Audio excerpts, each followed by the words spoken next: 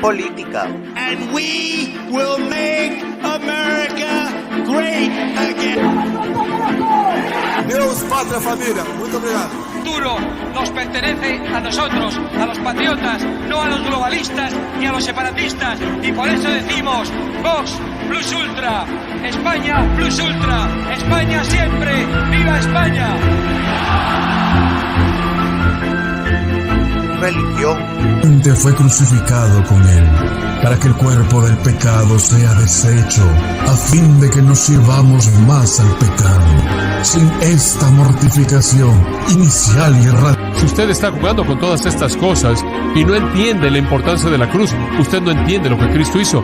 Usted ve a Cristo muriendo por usted. Si eso no quebranta su corazón de piedra, no sé qué lo va a romper.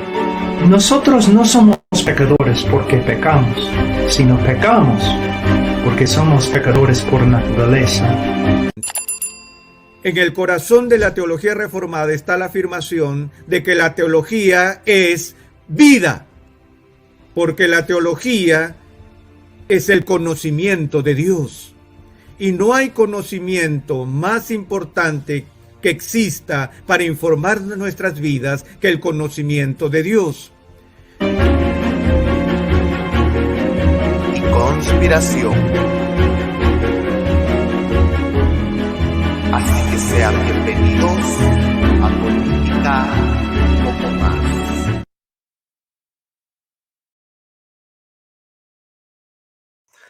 Hola amigos, sean bienvenidos todos a un nuevo episodio de podcast. Soy Alejandro Corado y este es el podcast Política y un poco más. Gracias a los que nos sintonizan ya por Facebook, YouTube o Spotify. Hoy tenemos el gusto de tener como invitado al pastor Francisco Benflet, el pastor general y fundador de la iglesia Casa de Libertad y director general de Acts 29 para Latinoamérica. Muchísimas gracias, pastor, por estar acá, por aceptar. Es un verdadero gusto y un verdadero honor tenerlo por acá, así que pues nada, me gustaría que se presentara para los que no lo conocen. Pues gracias, Alejandro, y de verdad que qué privilegio estar acá. Siempre me entusiasma la idea de poder compartir con quien escuche acerca de lo que Dios ha hecho en nosotros, de su amor, de su gracia, de su misericordia, porque al final del día estamos aquí parados como testimonios de su gracia. Entonces, respondiéndote un poquito, pues ya lo dijiste, mi nombre es Francisco Benfeld y el Señor me dio el privilegio hace 15 años de obedecer su llamado para plantar una iglesia, Casa de Libertad, aquí en la ciudad de Guatemala. Y bueno, pues hemos visto la mano del Señor y la gracia del Señor a través de la iglesia, poder llegar a muchas personas, tocar a muchas personas y trascender no solo las barreras que ya nuestros corazones ponen, sino aún las barreras políticas, las fronteras, y poder extender el mensaje del evangelio, el mensaje de la palabra de Dios a toda América Latina. Así que nuevamente, Alejandro, de verdad que qué privilegio estar acá. Gracias por invitarme. No, yo estoy seguro que el privilegio es nuestro de tenerlo acá, alguien tan, ¿cómo decirlo? Tan lleno del Señor y que hace tan bien a la iglesia cristiana, al menos en Guatemala, y estoy seguro que a los hermanos en Latinoamérica también, por parte de la red de Acts 29. Y pues bueno, me gustaría que nos contara un poco acerca de su testimonio, porque tal vez hay personas que no lo han oído. Pues fíjate que mi testimonio no suena tan interesante, pero a la larga es el testimonio que yo deseo para mis hijos, porque yo tengo el testimonio del no testimonio. ¿A qué me refiero con eso? Crecí en un hogar cristiano y conocí, pues toda mi vida tuve algún conocimiento del Señor. Antes de tener un genuino encuentro con Dios, pues conocía lo suficiente del Señor, y siempre digo yo, conocía lo suficiente de la Biblia como para manipularla a mi antojo, pero no lo suficiente como para que me transformara. Sin embargo, en medio de todo eso, pues sí crecí con un temor de Dios que me decía que habían líneas que no podía cruzar, habían líneas que no debía cruzar, y en medio de todo eso, pues en mi corazón rebelde y pecaminoso, pero todavía en la gracia de Dios, con cierto temor de Dios, quería acercarme lo más posible a la línea sin cruzarla. Quería acercarme lo más al precipicio sin caerme. Y te diría, eso fue toda mi niñez, mi adolescencia. otra vez crecí en un hogar cristiano, iba a una iglesia, iba a un grupo en casa. Muchas veces nuestro grupo en casa, me atrevería a decir, yo era más un club social que un verdadero estudio bíblico, pero ahí estábamos. Ahí estábamos siendo expuestos a la palabra de Dios, ahí estábamos rodeados de personas que de alguna u otra manera querían influir positivamente en nuestra vida y experimenté lo que es que esas personas a nuestro alrededor fueran sal. La Biblia dice que somos luz y somos sal. Bueno, la sal preserva y esa gente a nuestro alrededor, aun cuando mi corazón todavía no estaba completamente transformado y todavía no estaba con el Señor, pues de alguna manera esta gente sirvió como un preservante que me retuvo de no irme de cabeza. Dios sabe que si hubiera probado más del mundo me hubiera gustado, quizás si me hubiera quedado ahí. Entonces comienzo a crecer. Yo estudié en el colegio americano y en el colegio americano teníamos una semana que le llamábamos la semana de graduandos. El año que todos nos graduábamos era una semana donde había fiesta todos los días, donde había trago todos los días, donde había de todo. Y yo me recuerdo que yo crecí, pues yo era en los que si alguno del colegio americano nos debe entender esto, yo era de la sección 4. Esto significa, eran los nerdos, eran los bien portados, era la sección del bachillerato avanzado. Y mis amigos éramos bien portados y sin embargo, todo este tiempo yo crecí diciendo, para la semana de graduandos yo rompo principios. Imagínate esta confesión de fe, ¿verdad? Para la semana de graduandos yo tiro todo a un lado y me voy de cabeza y rompo principios. Bueno, Dios tenía otro plan. En mi año de graduación, en la iglesia donde pertenecíamos, nos cambiaron de líder y nos pusieron a un líder que era increíblemente legalista, increíblemente radical, pero creo que más allá de radical, machetero, ¿verdad? Y sin embargo, eso funcionó de alguna manera extraña para mí porque me llevó a la Biblia. Yo comencé a leer la Biblia no porque quería aprender más de Dios. Yo comencé a leer la Biblia porque quería demostrarle a este líder que las cosas en el cristianismo no eran como él nos las estaba planteando, ¿verdad? Pero comencé a leer la palabra de Dios y vos sabes que la palabra de Dios no regresa vacía. Y me recuerdo que este amigo, porque ahora es un gran amigo, o sea, en medio de que era legalista y todo eso, era genuinamente apasionado por Dios, genuinamente. Claro, nos burlábamos de que a media alabanza en el grupo en casa él lloraba, pero lloraba, sí, lloraba de verdad. Y nosotros nos burlábamos de él y todo eso, pero había una pasión contagiosa. Y la cosa es de que él comienza a invitarnos a un retiro. Y vénganse a este retiro, vénganse a este retiro, vénganse a este retiro. Y me atrevería a decir casi que nos bulió para ir al retiro. Ahora, oye esto. Una semana antes de la semana de graduandos. Nos vamos a ese retiro y algo pasó. Fíjate, me sentí pez en el agua. Llegué, me pasé una buena parte del retiro tirado en una esquina de rodillas delante del Señor. Simplemente es el tiempo de Dios. Y fue el momento donde Dios me dijo, ¿sabes qué? Antes de que probes al mundo y tal vez te guste, te voy a agarrar y te voy a sacar de ahí. Yo me recuerdo que en ese retiro tuve un genuino encuentro con el Señor. A pesar de que había crecido en la iglesia, ese día el Señor dejó de ser el Señor de mis padres y comenzó a ser mi Señor. Bueno, yo regresé a ese retiro prendido con el Señor, enamorado del Señor. Y además regresé de ese retiro a decirle a mis papás, quiero ser pastor. Y bueno, imagino que esto va a venir un poquito más adelante, pero no sé si les cayó muy en gracia. Yo soy el primer pastor de mi familia. Toda mi familia es de creyentes, pero no había ningún pastor. Y bueno, hicimos un trato con mis papás y me dijeron, ¿sabes qué? Saca una carrera, trabaja y después, si todavía querés ser pastor, esa era una forma de papás, ahora lo entiendo más que soy papá. Esta era una forma de decir, queremos asegurarnos que esto no sea algo emocional. Y después me dijeron, si todavía querés ser pastor, te apoyamos. Pero en fin, ahí conocí al Señor, regresé de ese retiro, no sé si con orgullo o no lo cuento, pero eventualmente le dimos golpe de estado a este líder, este amigo nuestro. Y bueno, creo que tantos años de venir escuchando la palabra y de estar expuesto a la palabra, casi inmediatamente comencé a servir, casi inmediatamente comencé a predicar. Esto fue en septiembre, ya para noviembre, ya estaba yo de sublíder en un grupo, apoyando a una amiga y ya comenzando a dar mis primeros tanes en la predicación. Y bueno, pues aquí estamos. Esto fue casi hace 30 años. Wow. Eso fue en el 94, así que hacer las matemáticas. Pues me parece interesante el testimonio, ya que, como vemos, uno a veces hace planes, pero al final quien dispone que se harán o no se harán es Dios, porque acá nos contaba que ya tenía planeado que la semana de graduación iba a ser el top, Desastre. iba a ser lo mejor, el desastre, iba a sacar lo peor.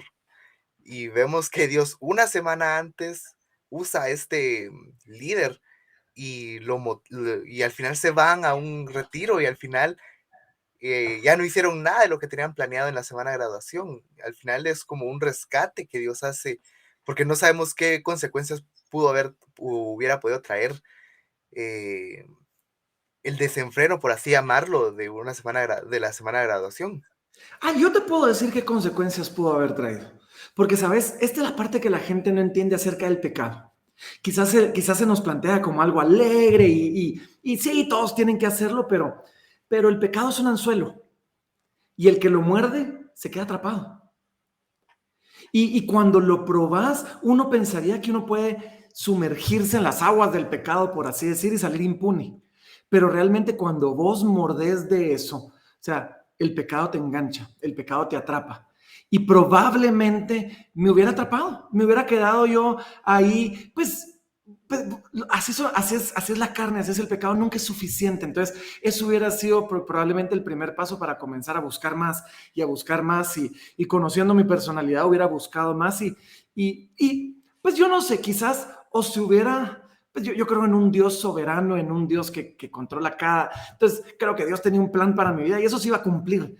Quizás me hubiera tocado verlo cumplido más adelante, o quizás todavía estaría yo esperando que ese momento llegara, pero otra vez, uno no puede probar el pecado y salir impune. Y esa es la parte que mucha gente no entiende, donde dice, ay, no, hombre, pero si solo seas joven una vez y hay que aprovechar tu juventud, no hay que desperdiciarla. Y digo, sí, el problema es que ¿quién te garantiza que una vez lo probes vas a salir de ahí? Y la respuesta es que nadie. Así que esto de un solo sirve para una motivación a los jóvenes de decir, nunca es demasiado temprano para buscar a Dios. Y por eso Salomón es que decía, acuérdate, o sea, alégrate en tu juventud, pero acuérdate de tu Creador, ¿verdad? Porque al final del día, todo lo que hagamos, decía Salomón en el libro de Eclesiastés, de esas cosas vamos a ser juzgados. Claro, y sí, como decía, no estaríamos ahora acá, no sabemos, ¿verdad? Y sí, muchas veces la gente dice que solo se vive una vez y que hay que vivir el momento, pero personalmente yo creo en los sacrificios a largo plazo, porque muchas veces hay gente que por vivir el momento arruina su futuro, no solamente hablando religiosamente o cristianamente hablando, sino también en la vida normal o la vida secular.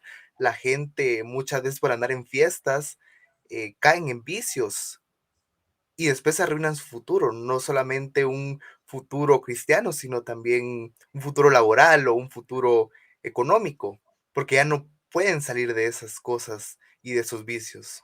Claro, sabes, hay una frase que a mí se me grabó en la mente.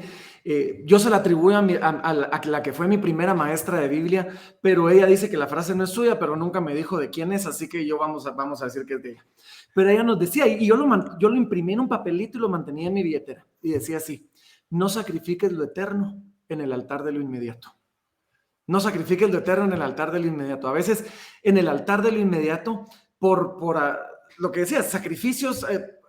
por no contenernos, por no ejercer dominio propio, por no tener una visión de largo plazo, terminamos sacrificando cosas que ni entendemos. Y mucha gente dice, hey, no, hombre, pero es que la vida es demasiado corta como para no disfrutarla. Yo te digo, sí, pero la eternidad es demasiado larga como para no detenernos a pensar en ella también. Así que Vida corta, eternidad larga. Hay que pensar en eternidad larga. Hay que ver qué pesa más. Vale. Pero sí, y eso, y me gustó que también pudiera motivar a los jóvenes con eso, porque eh, la mayoría de la audiencia son jóvenes, entonces estoy seguro que el testimonio les va a servir para poder meditar y pensar en ello, para poder hacer un sacrificio de una vida corta para una eternidad larga, que al final es eh, No, y una... sabes, mucho joven dice así como que, no, ahí me voy a entregar a las cosas del Señor más adelante. Pues yo creo que eso viene del error de pensar que servir al Señor es aburrido.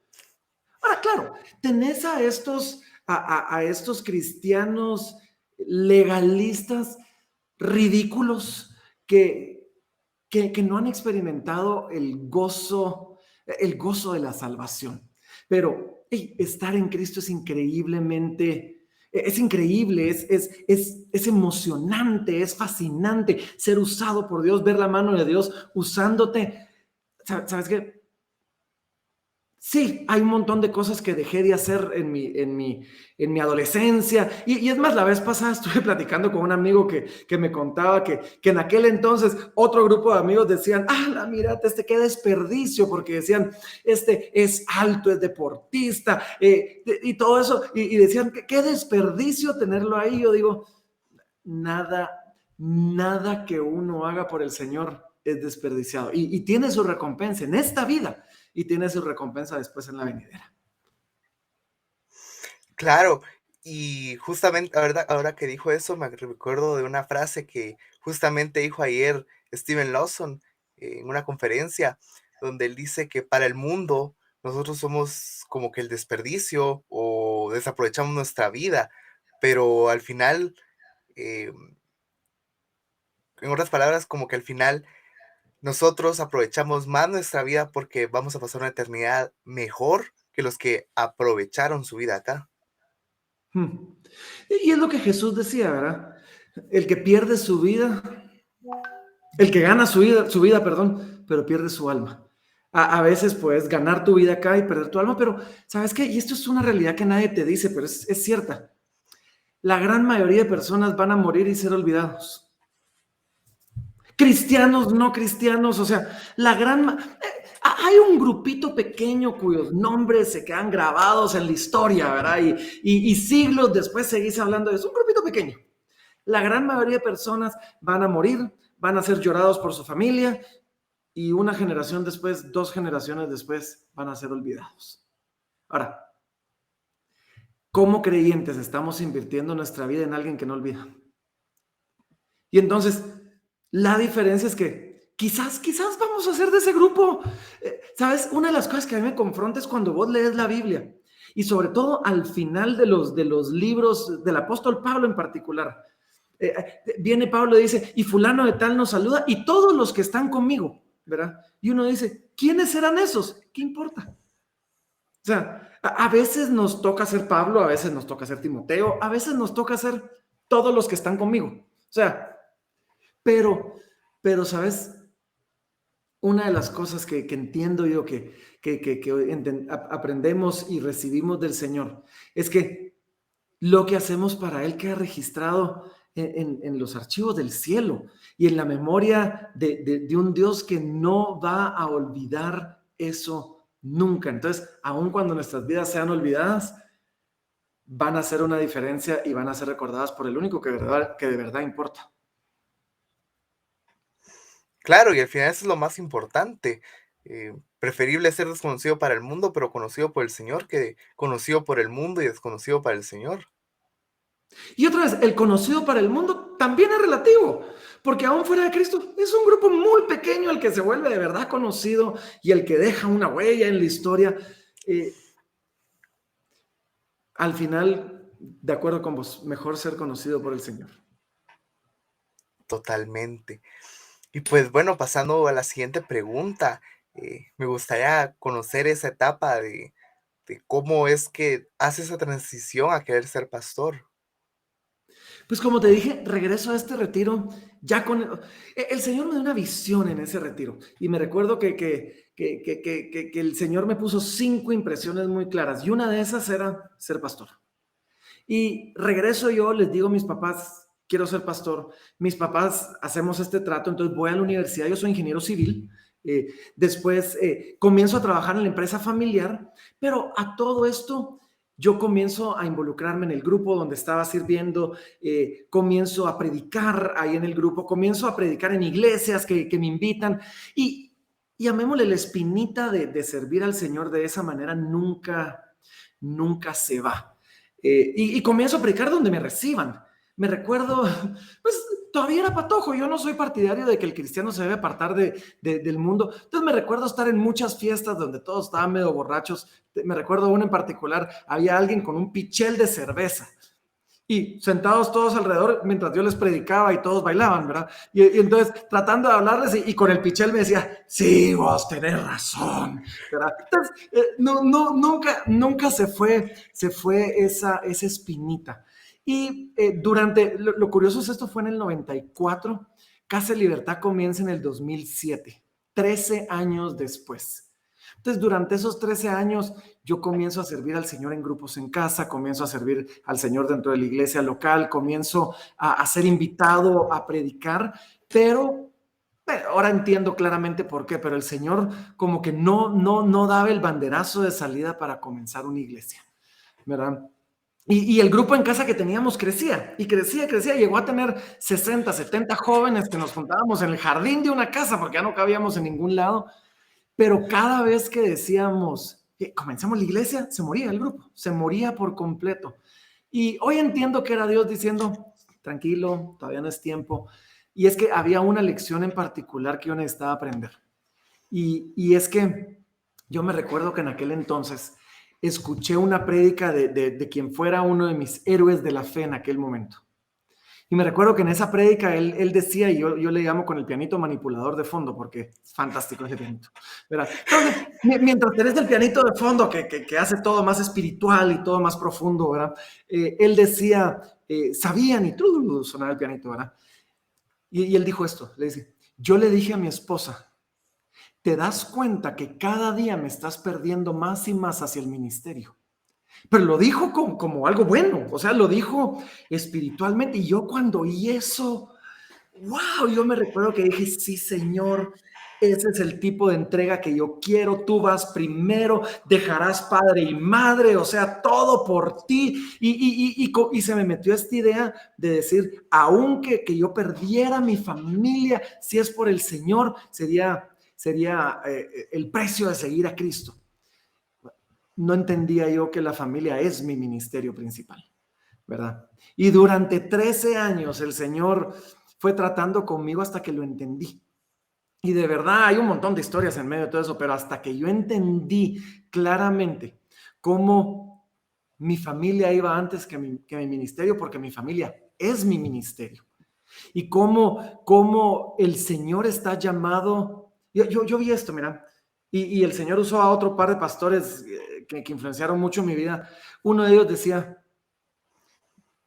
Jesús ama a la iglesia, Él edifica la iglesia. Nuestro llamado es amar a nuestra esposa como Cristo amó a la iglesia. Y cuando yo entendí eso, porque no lo entendía, de verdad que para mí decir Dios es mi prioridad número 1 era Dios y mi servicio a Dios. Y después todo lo demás. Y yo miraba Dios y la iglesia como uno y el mismo. Y entendí que no hay mucha gente sirviendo en la iglesia que Dios no es su prioridad número 1. Y es esa relación con Dios lo que es tu prioridad número 1. Y el ministerio viene después. Y cuando yo entendí y aprendí a separar eso, fue como que me recuerdo el día que yo lo entendí, que yo salí de la casa de mi hermano que había ido a traer azúcar ya de noche, yo en pijama, imagínate esto, fui a tocar la puerta a pedir azúcar. Él tenía un grupo en casa ese día en su casa y me invitaron a pasar y yo descalzo en pijama, pasé adelante, eso no. Y oyendo este mensaje, habían puesto un video en la tele, oyendo ese mensaje, me recuerdo esto. casi, o sea, haber imaginado, porque no es que oí, pero haber imaginado oír como un banderazo en el cielo de salida diciendo, ya puedes plantar la iglesia. Ese día yo entendí el lugar que ocupaba mi esposa, mi familia, y el lugar que ocupaba mi ministerio. Y cuando entendí eso, Dios me liberó, porque, ¿sabes? Yo hubiera sacrificado a mi esposa y a mis hijos en el altar del ministerio así. Y hubiera creído que era bueno, que era justo, que era santo, que era una entrega agradable a Dios. Y hasta que no entendí eso, Dios no me dejó comenzar Casa de Libertad. Claro, y sí, mucha gente es como deja olvidada a su familia, deja olvidada a los hijos y se meten tanto. Y muchas veces no podemos hacer un juicio de valor, ¿verdad? Pero podríamos decir que algunas personas lo hacen más por estar ahí o para que los vean o cosas así y olvidan a su familia y uno puede decir visualmente, miren qué persona de Dios, porque aún así deja a su familia, aún así deja a sus hijos por estar acá con el Señor y muchas veces es eso que justamente usted decía, que no han entendido eso de que primero va Dios, luego la familia y después el ministerio. Es que otra vez, desafortunadamente muchas veces ponemos la familia del ministerio en una balanza, como que tuviéramos que escoger una y la otra. No, no, no. Aquí está Cristo. Y abajo de Cristo está la familia del ministerio. Todo esto son instrumentos para servir a Cristo. O sea, ninguno de ellos es competencia el uno del otro. Son compañeros en nuestras vidas para glorificar al Señor. Y ¿sabes? Yo me atrevería a decir, yo no sé si es porque muchas personas que han hecho esto quieran aparentar piedad. No, yo creo que genuinamente hay una devoción mal dirigida, donde en una pasión por Dios y por su pueblo, ganan el mundo y pierden a su familia, ¿verdad? Y yo agradezco muchísimo al Señor que no me permitió comenzar antes porque hubiera perdido mi familia en el proceso y lo hubiera hecho con gozo y lo hubiera hecho pensando que era lo correcto. Y entonces agradezco tanto que el Señor me guardó 13 años desde que yo dije voy a ser pastor hasta que comenzó Casa de Libertad de verdad. Y una vez comenzó, pues vimos al Señor decir, viste que valía la pena la espera, este era el tiempo, porque hemos visto la mano del Señor cada día desde ese momento. Claro, y sí, al final los tiempos de Dios son perfectos. Podemos ver acá que cada vez que que usted quería plantar la iglesia o poner la iglesia, algo pasaba y es así como, pero ¿por qué si yo quiero servir a Dios? Y algo pasa, ¿qué si no era el tiempo? Porque todavía faltaba a comprender esta parte fundamental de que no había que abandonar o dejar de lado a la familia por el ministerio. Y después también bien, con el tiempo ha venido otro entendimiento, fíjate, porque lo que vos acabas de decir claro, ese era mi corazón, o sea, quiero servir a Dios, pero, ¿sabes qué? Con el tiempo he entendido que estaba sirviendo a Dios.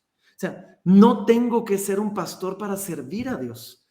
Puedo ser un ingeniero para la gloria de Dios. Puedo ser un abogado para la gloria de Dios. Y desafortunadamente seguimos muchas veces con la idea de para servir a Dios tengo que estar en la iglesia. Y por supuesto, algunos estamos llamados a servir a Dios de esa manera. Todos estamos llamados a servir a Dios, donde sea que Dios nos tenga.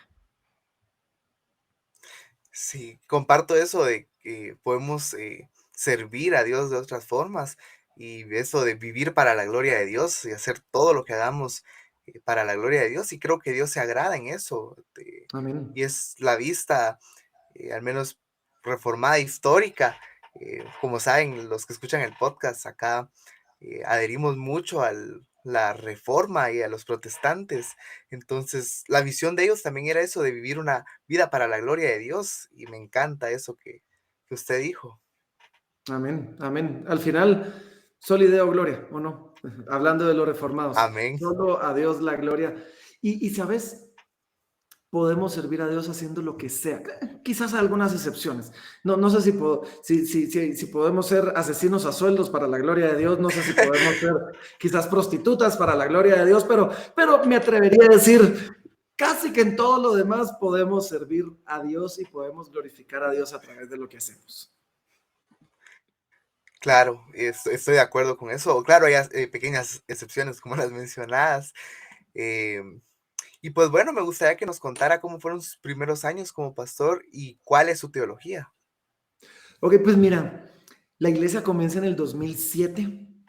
Nos reunimos de primero en una casa de unos amigos, estaba refundida en una montaña, entonces ahí nos reunimos solo 2 semanas porque dijimos aquí la gente nunca va a venir. De ahí nos pasamos a otra casa, una semana, de ahí nos pasamos a otra casa. Creo que el lema de la iglesia en los primeros meses fue así como que ven a Casa de Libertad si nos puedes encontrar, ¿verdad? Eventualmente encontramos un local y dimos un paso de fe. Mira, éramos apenas reuniéndonos en la casa 20 personas y nos animamos a alquilar un local. Pues yo todavía no tenía hijos y yo le dije a mi esposa, mira, pues todo lo que estoy ganando como ingeniero, pues lo más que pasa es que vamos a cenar donde mis papás todos los días y hacemos ayuno.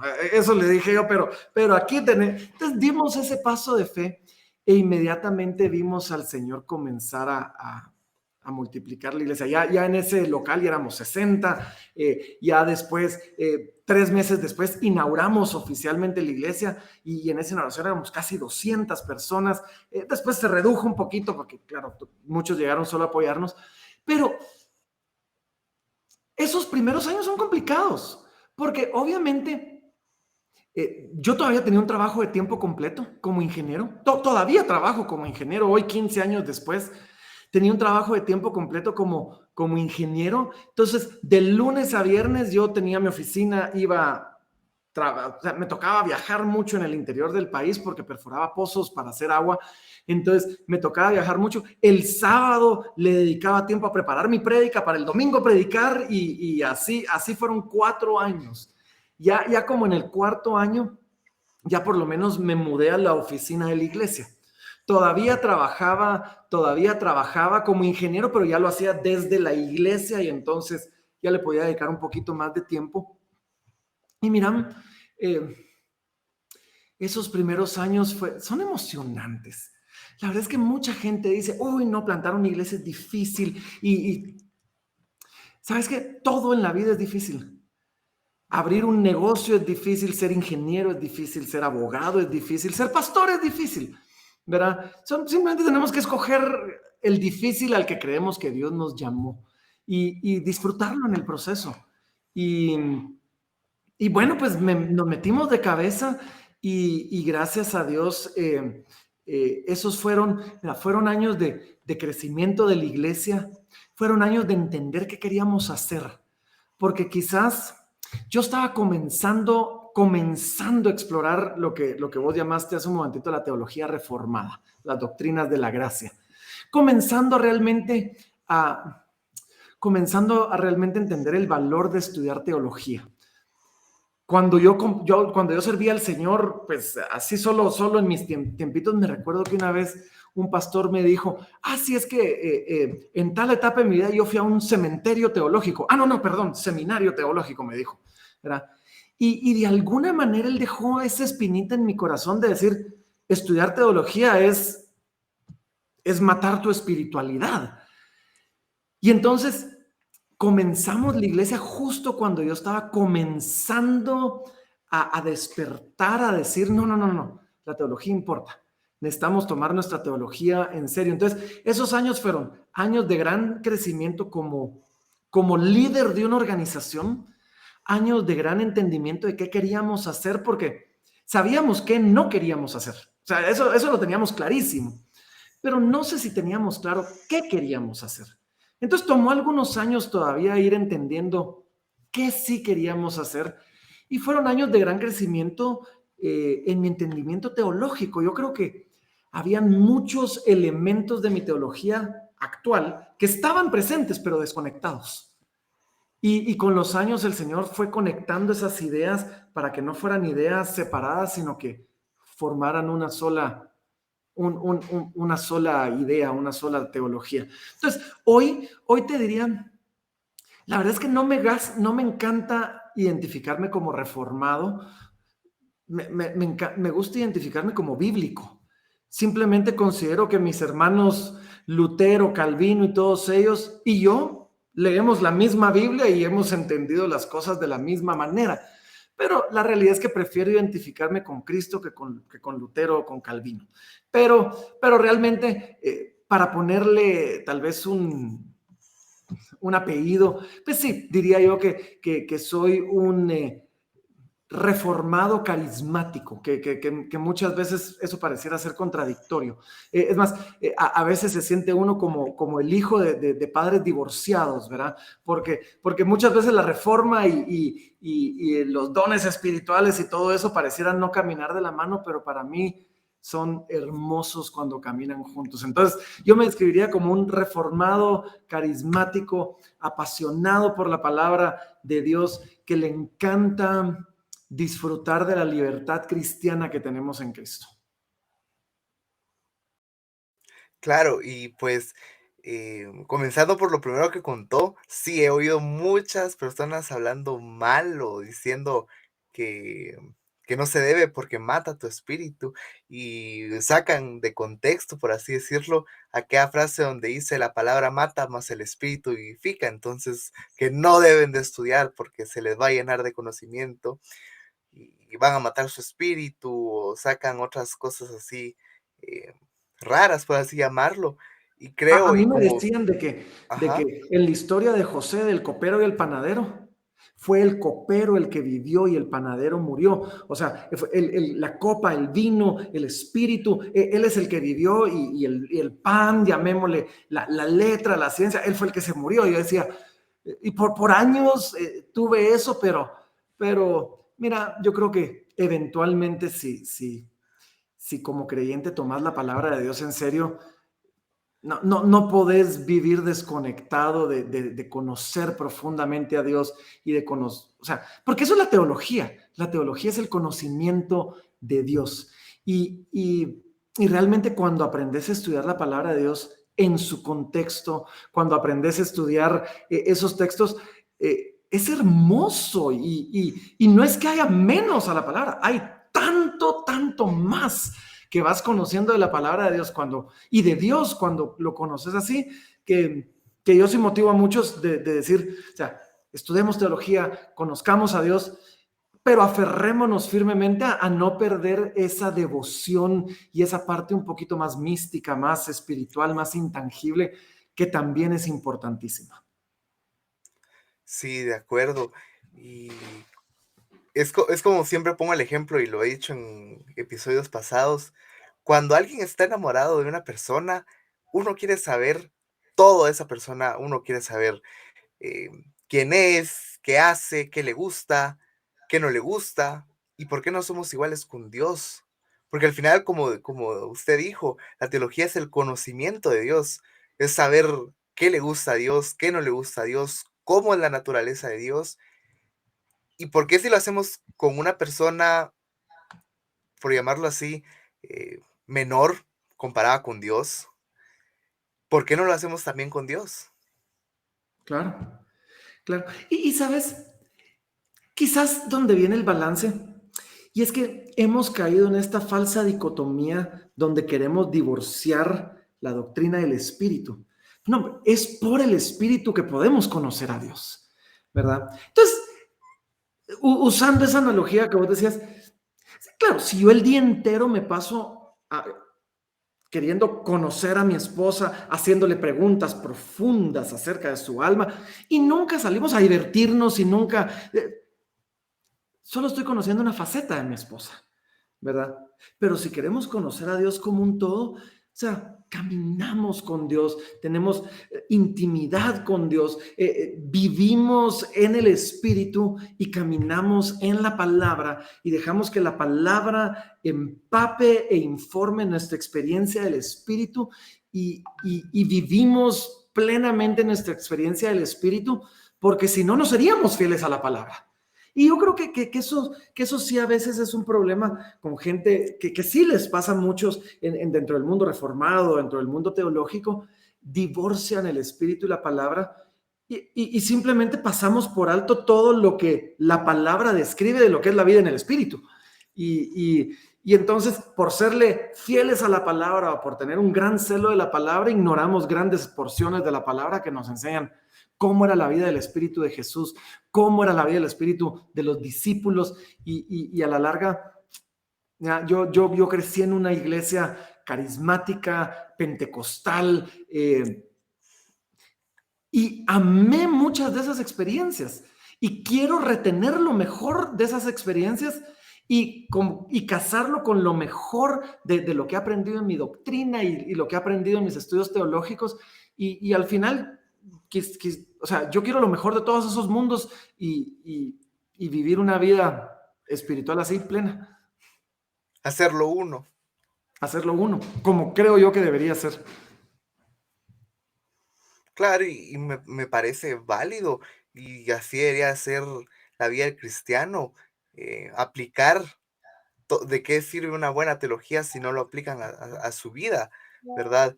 Y no tiene, es como que uno sepa y tiene el conocimiento, pero no lo pone en práctica, entonces eso no sirve de nada.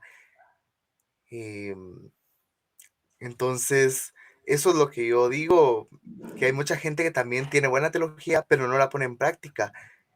Y ahí está el problema. Mira, una teología que no se aplica no es una buena teología. Y yo creo que a veces cometemos ese error de decir, tengo esta gran teología que solo es teórica. Si solo es teórica, no es buena teología.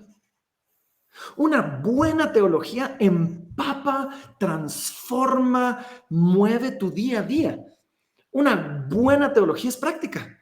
O sea, al final de cuentas, Dios nos puso en este mundo para vivir en este mundo, sin ser parte del mundo, pero para vivir en este mundo.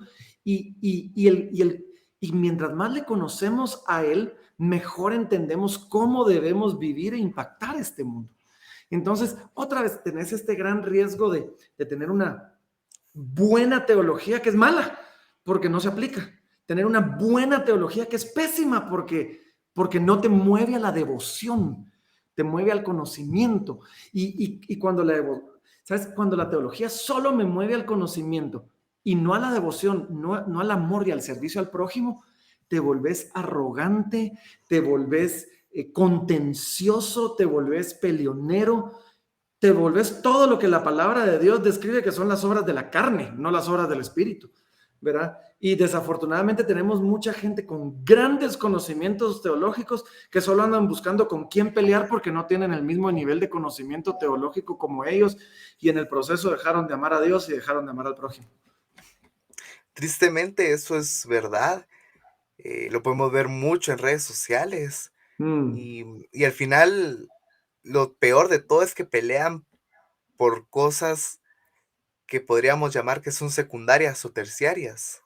Cabal. Y no es una pelea válida, por así llamarlo, porque, claro, hay veces que contiendas, por así llamarlo, son válidas cuando son temas primarios, como la deidad de Cristo o la justificación por la fe, y una contienda con amor, no con un odio y que mucha gente plasma en redes sociales.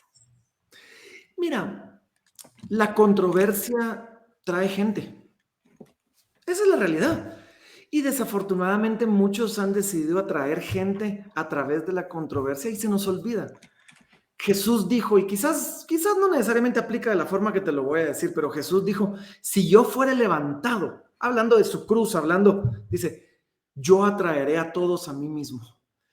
Y eso ha sido lo que yo he tratado de hacer. O sea, en mi predicación, en la iglesia, levantar a Cristo. Y Él va a atraer a todos a sí mismo, ¿verdad? Hacer mucho de Cristo. Entonces, yo he tratado de huir de ser el policía de la doctrina, ¿verdad? Claro, si la falsa doctrina viene a tocar a nuestra puerta, la vamos a sacar a patadas.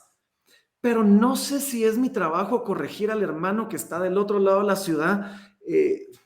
No es mi... Dejar al otro lado de la ciudad, en otro país, del otro lado de América Latina, ¿verdad? Y no sé si es mi trabajo hacerlo. Nos podemos distraer fácilmente haciendo eso. Sí, y muchas veces eso es verdad. La controversia genera followers, vistas, incluso ganancias monetarias. ya que mucha gente gana haciendo videos. Y como tiene muchas vistas y muchos likes y muchos seguidores, genera mucho dinero. Entonces también hay gente que lo hace por dinero, o por vistas, o por seguidores. Claro, y hace un momentito citaste a Steven Lawson, y Steven Lawson, por lo menos hoy o ayer lo leí en Twitter, que decía, deja de predicarle a la gente sobre la cultura y comienza a predicarle sobre la Biblia. Ahora, la Biblia tiene mucho que decir acerca de la cultura, y hay una línea fina entre traer la palabra de Dios para que empape la forma en que nos relacionamos con la cultura, a meterme de cabeza a hablar de o atacar la cultura y usar la palabra de Dios como un instrumento para hacer eso, ¿verdad? Claro, hay que ver, hay que hablar de la Biblia o exponer la Biblia y atacar los temas que estén en la Biblia. O sea, los que la Biblia ataque, perdón. Por ejemplo, no podemos venir y pasar todo un sermón hablando de la problemática social, porque al final eso lo podemos oír en una conferencia de gente como Agustín Laje o politólogos. La gente a la iglesia va a escuchar de Cristo. Recuerdo una frase, ahora no recuerdo quién la dijo, pero decía que una predicación que no exaltara o no predicara al Cristo crucificado no servía. Porque ¿de qué sirve predicar de todo lo demás, o de la problemática social, o los cambios sociales, o de la política actual, si al final no exaltamos al Cristo crucificado? No, pues mira, en la palabra vemos la predicación del Cristo crucificado, vemos la predicación del Cristo resucitado, o sea, vemos la predicación de Cristo, ¿verdad? Y otra vez, van a haber momentos donde los mismos textos nos enseñan cómo Jesús trató con temas culturales y nos motiva a hacerlo, ¿verdad? Pero bueno, por lo menos esa es mi filosofía. Y yo trato de evitar estar en controversias, yo trato de evitar andar atacando personas, trato de enfocarme en predicar la palabra de Dios y dejar que la palabra sea la que haga la obra, ¿verdad? Que la palabra de Dios no regrese vacía. Y mira, y eso es parte, hace un momentito mencionabas que somos parte de la red Acts 29. Eso es parte, yo bendigo esta red porque la red Acts 29 fue la que me expuso a una buena, sana teología, una teología robusta, pero al mismo tiempo que te movía a disfrutar tu vida como creyente, al mismo tiempo que te permitía experimentar la libertad cristiana y al mismo tiempo que te hacía ni retraerte de la cultura, pero tampoco meterte tanto. Y Acts 29 hizo, o sea, yo bendigo esa red porque ha hecho tanto para mi crecimiento personal, nuestro crecimiento como iglesia. La visión que Dios nos dio fue moldeada en buena parte a través de la visión que el Señor puso en Acts 29. Y así que, pues, ahora a través de la red también tratamos de llevar este mensaje no solo aquí en Casa de Libertad en Guatemala, sino a toda América Latina. Justamente, la siguiente pregunta iba a ser acerca de eso, y es cómo es que nace esa conexión con Acts 29 y cómo pasa a ser parte de la creación de Acts 29 para Latinoamérica. Pues mira, nos topamos con Acts 29 cuando comenzaba la iglesia, es más, unos meses antes. Un amigo mío me introduce al podcast de un pastor que, contrario a lo que estoy diciendo, muy controversial y muy polémico en algunas cosas, pero Mark Driscoll, que fue el fundador de Acts 29, y mira, cuando yo escuché la predicación de él, dije, esto es lo que yo he querido hacer, que no sabía que quería hacer, no tenía palabras para describirlo, pero lo estoy viendo, ¿verdad? Teología robusta, amante de la palabra de Dios, pero al mismo tiempo práctico, gozoso, relevante para nosotros. Entonces comenzamos ahí, y Mark Driscoll fue el fundador de Acts 29, ahora ya no es parte de la red, de hecho, pero fue el fundador de Acts 29, y entonces hablaba de lo que hacían en Acts 29 y hacían en Acts 29, y te confieso, pues ya teníamos la idea de plantar una iglesia, y yo dije, wow, aquí hay una red que planta iglesias, yo quiero plantar una iglesia, seguro ellos tienen dinero, yo necesito dinero, vamos a meterlos. Eso fue si te soy sincero. Ahora, rápidamente me di cuenta que Acts 29 ni tenía ni tiene el día de hoy dinero, pero Pero fíjate que en todo este proceso, una de las cosas que Acts 29 hace y hace muy bien es la evaluación de pastores. Evaluamos pastores en 11 diferentes áreas de su vida y ministerio. Y cuando yo comienzo a hacer este proceso, yo dije, wow, yo quiero eso para mí, porque, ¿sabes? Ya lo mencioné, yo soy ingeniero. Estaba trabajando en la empresa familiar, el departamento que yo miraba le iba bien, estábamos creciendo y digo yo, si yo no tengo los dones, el talento o el llamado de ser un pastor, a mí me gustaría que alguien me lo diga. Y entonces me meto a Acts 29 precisamente con el deseo de ser evaluado.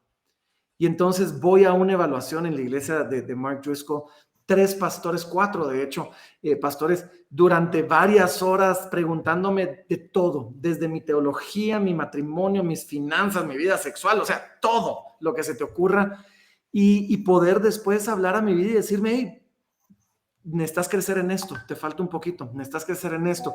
Y también tener estos hombres afirmando mi llamado y decir, no, o sea, hay un llamado claro de Dios sobre tu vida. Fue fantástico. Pero parte de lo que hizo Acts 29 también en mi vida fue, cambió mi visión, porque pues yo tenía el deseo de plantar una iglesia, Casa de Libertad. Y después de conocer Acts 29, ahora tengo el deseo de plantar iglesias, plural. Y con la gracia de Dios ya hemos plantado 4 iglesias adicionales a Casa de Libertad. Y claro, Casa de Libertad sería más grande y más influyente si nos hubiéramos quedado con toda esa gente, pero hemos llegado a entender que la iglesia local es la herramienta principal que Dios usa para expandir su reino aquí en la tierra. Y entonces ahora soy apasionado por ver iglesias plantadas. Y me preguntas, ¿cómo me involucro? Y ahora pues soy el director para América Latina. Pues no creo que sea ni porque tiene los mayores dones ni los más grandes talentos, simplemente porque fui el primero. Fui de los primeros miembros de Acts 29 afuera de Estados Unidos. Y creo que me les colé sin que muchos se dieran cuenta, porque pues toda la evaluación fue en inglés, gracias a Dios hablo buen inglés, y entonces hasta que llegué a mi evaluación creo que se dieron cuenta, de verdad este no es gringo, ¿verdad? Y entonces pues bueno, ya estaba ahí, me evaluaron, y por varios años no muchos sabían qué hacer conmigo, porque en América Latina solo estaba yo, era el único. Y unos años después la red comienza a dar un giro para un enfoque más global y expandirse más allá de Estados Unidos. Y el presidente de la red en ese entonces ya había dejado de ser Mark Driscoll y se había convertido en Matt Chandler. Yo conocía a Matt Chandler y tenía ya una relación con él. Y entonces yo imagino que Matt ha de haber dicho, miren, solo tenemos uno en América Latina, Francisco, y es mi cuate Francisco, así que pues apoyemos a Francisco a que él haga algo, ¿verdad? Y esto fue hace 9 años. Y en 9 años hemos tenido el privilegio de ver pues a la red en América Latina pasar de ser una iglesia con otros 2 miembros, uno en Brasil y uno en Ecuador, pero que no estaban pastoreando iglesias, sino eran misioneros americanos ahí. O sea, 3 miembros en América Latina a ser más de 90 ahora 9 años después.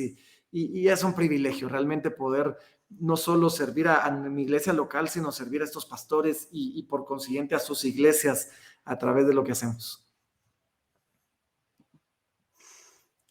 Sí, he visto en redes sociales, porque los sigo y los invito a los que nos están escuchando que sigan a Acts 29 y Acts 29 Latinoamérica, que lo sigan en redes. He visto un poco de su trabajo y me gusta la idea de que puedan ayudar y plantar iglesias locales, porque al final es la importancia de tener una iglesia local, porque ¿de qué nos sirve tener una iglesia, por así llamarlo, de sana doctrina, una iglesia bíblica, que a la gente le quede a 2 horas de su casa? Claro. Y ¿sabes? Una de las historias que me atrajo a Acts 29 fue la historia del pastor Mark Driscoll. Él contaba que él inició su iglesia y eran un grupo, eran 3 líderes que iniciaron su iglesia. Él y otros 2 hermanos. Y se tornaban. Un domingo predicaba uno, el otro. Y de repente la iglesia comienza a crecer. Y cuando llegan como a 1000 miembros, que ya es una iglesia distinta, se reúnen estos tres y comienzan a pensar en la siguiente etapa y los cambios que tenía que pasar en la iglesia. Y uno de ellos dice, ¿sabes qué? No me gusta, no me gustan los cambios, no me gusta esta dirección.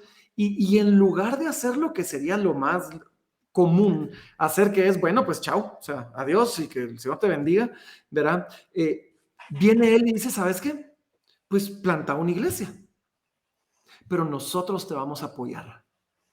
Y agarraron y plantaron una iglesia en la misma ciudad. O sea, ni siquiera del otro lado de la ciudad, ahí cerca. Y esta iglesia que plantó al otro le dijo, y sabes que te vamos a pagar tu salario por, me estoy inventando, 6 meses, 1 año, por algún tiempo, para que lo puedas hacer bien. Y yo dije, wow, qué hermosa visión de reino. De decir, claro, no tenemos que tener la misma filosofía ministerial, pero ¿sabes qué? Te amo, creo que hay un llamado de Dios sobre tu vida y yo voy a sacrificialmente usar de mi tiempo, de mis recursos, de mi gente para invertir en vos y que lo que el mundo llamaría me pongas la competencia. Para mí, ¿sabes qué? Otra iglesia no es la competencia. La competencia es la cultura, es el cine, es el golf, es todo esto. La otra iglesia es otra puerta de entrada al reino que va a permitir a más gente venir a los pies de Cristo. Y mira, hemos tenido la experiencia de vivir eso y es hermoso. Agarrar nuestra primera iglesia que plantamos, que hoy ha crecido muchísimo y les está yendo muy bien, se llama Iglesia Reforma. Agarrar al pastor Oscar Morales, que era nuestro pastor de alabanza, nuestro pastor de jóvenes.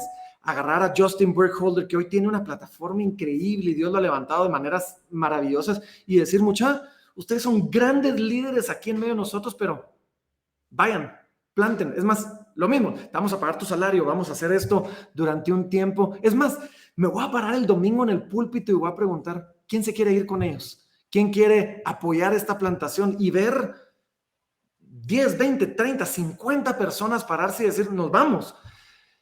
Es duro, pero es hermoso. Y realmente yo siempre bromeo cuando alguien quiere plantar una iglesia en medio de nosotros, digo, ¡yay!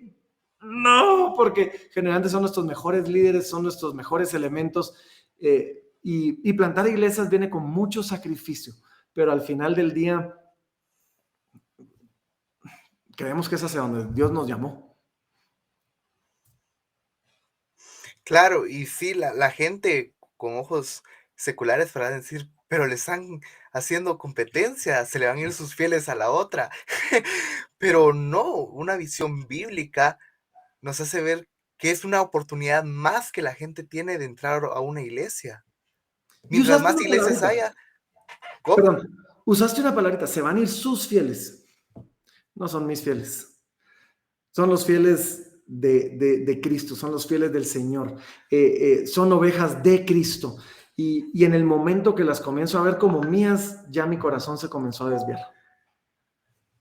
Claro, y ese es el problema que mucha gente tiene, y por eso también, por así decirlo, o hay gente que se ha atrevido a hacer que le mete el pie a otras personas para que no puedan poner su servicio o poner un templo, plantar una iglesia, porque lo ven más como una competencia que como lo que realmente es y solo es un medio por donde se predica la palabra. Así es, o sea, nosotros solo somos siervos de el pastor, que es Cristo, que Él es el pastor de las ovejas que son suyas, ¿verdad? Y entonces, otra vez, no es fácil, viene con sacrificio para la organización local, pero creo yo que viene con grandes frutos para el reino. Y al final, pues estamos aquí para servir al reino y no la organización local. Estoy de acuerdo en eso y como dije, es una oportunidad más de que una persona tenga el acceso y tenga la oportunidad de poder entrar a una iglesia. Así es. Y te digo, bendigo a la Red Acts 29, que fue quien Dios usó para darnos ese entendimiento y esa visión y ese deseo, ¿verdad? Si no fuera por la red, probablemente hubiéramos plantado una iglesia. Casa de Libertad. Y sería de bendición para algunas personas, pero creo que el Señor nos permite llegar más lejos de esta manera. Sí, pueden llegar a lugares donde no hubieran podido llegar como solo una. Exactamente. Exactamente. Pues, como siguiente pregunta, me gustaría hacerle, ¿cómo le gustaría ver el ministerio dentro de los 5 años próximos? Pues mira, me encantaría seguir haciendo lo que estamos haciendo. Nosotros en la iglesia tenemos lo que llamamos nuestros wins. ¿Qué significa un win? Es qué tiene que pasar para que digamos win, para que digamos ganamos, somos una iglesia exitosa. Y nuestro win dice así: plantar iglesias donde el desconectado le guste asistir y al conectado participar. Entonces, ¿qué quisiera ver yo? Quisiera ver yo más iglesias plantadas. Llevamos 4, me gustaría ver, qué sé yo, otras 4 iglesias plantadas en los siguientes 5 años, ya estamos comenzando a trabajar en nuestra siguiente plantación. Actualmente tenemos en la iglesia una residencia pastoral donde estamos entrenando a 11 entre núcleos familiares o personas que están, no los 11 van a salir a plantar, pero quizás algunos que puedan salir a plantar. Me gustaría poder ver, pues no solo más iglesias plantadas a través de nosotros, me gustaría poder ver a la red Acts 29 llegar a diferentes países.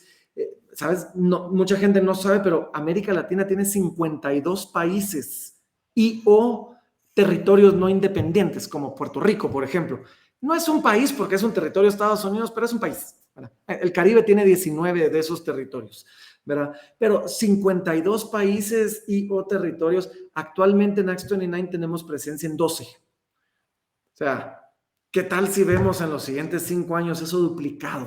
¿Verdad? Me encantaría algún día poder decir tenemos una iglesia en cada uno de esos países, ¿por qué no en cada una de esas ciudades? Y ver al Señor seguir expandiendo su reino. Entonces, seguir plantando iglesias, seguir viendo, como decía, donde el desconectado le guste asistir, o sea, seguir que sean iglesias relevantes, donde gente que no conoce a Cristo o gente que se ha desconectado de la comunidad de una iglesia local diga, wow, aquí entiendo, porque a veces creemos que espiritual significa ser místico y ser misterioso e inentendible. Aquí entiendo, esto le habla a mi vida y quiero participar. Y donde el conectado le llamamos nosotros, que es aquel que ya conoce a Cristo, que está conectado en la comunidad de la iglesia local, quiera involucrarse, quiera servir, quiera participar.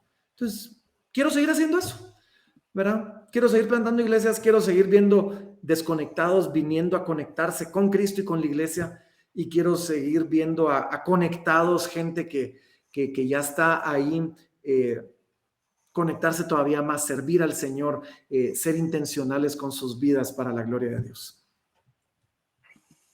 Me gusta mucho la visión y primero Dios, espero que podamos ver eso y tener una iglesia local, si no se pudiera en cada ciudad, en cada país por lo menos, que hace falta más en estos tiempos y creo que es algo que Dios ha llamado a hacer.